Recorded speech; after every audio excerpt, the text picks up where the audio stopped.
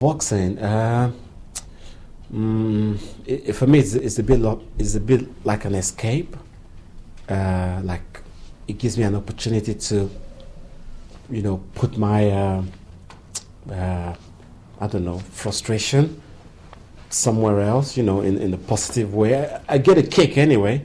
I get a kick from punching. It's like when you throw the punch. When it vibrates and things like that. I just enjoy it when you punch the bag, you punch people, exchange punches, the art. I don't know, I guess I just enjoy it. It keeps me sane, keeps me stable, away from trouble if you like, stuff like that.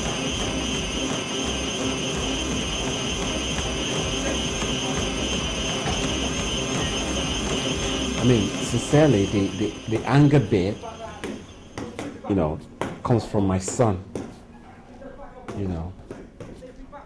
I mean, I'm very angry because of my son. So what it is that I have a little boy who's 7 years old and is autistic. But that was not always the case.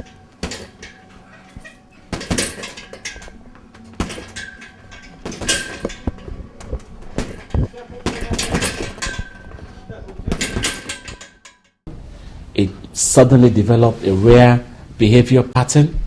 They told me, we have to wait until he's 3 before we diagnose him. And, eventually after about 1.5 years of waiting, it gotten worse. And by then they said, your son has autism. I read up and I found out it's a lifelong disability that affects a child's brain. I'm like, right, so my child has a mental issue. Like, where did that come from?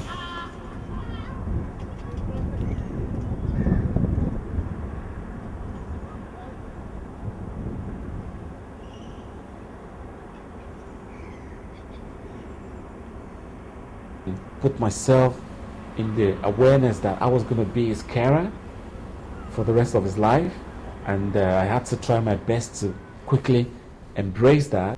That's exactly what I just decided to do, really. But again, that comes with all the pressure. I think that's where the frustration comes from, because every time I just feel like it's not fair that a young innocent child has been afflicted and the rest of his life will be affected. And I had a dad, I'm unable to protect my child, so I feel like I let him down, because I felt my duty was to protect him and make sure that no harm comes his way, like I don't add to his problems that he already has.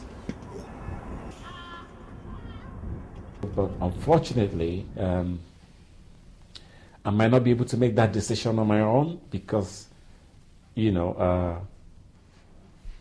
are some immigration issues that's require that we vacate the UK. I just felt that a child that was born in Manchester, conceived in the UK, how British could you possibly be?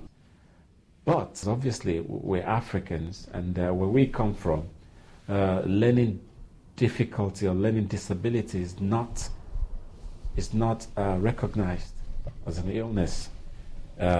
It's seen as a spiritual issue.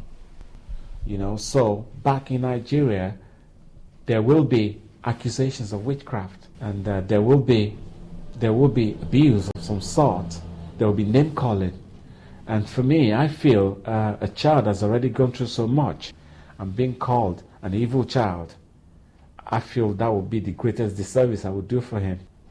So now the government is asking me to take him back to Nigeria, where people would accuse him of witchcraft and call him names and point fingers at him, or where his needs will not be met. I mean, I just think it's not going to happen. There is no chance in hell that I would take my child back to an environment where he will be abused.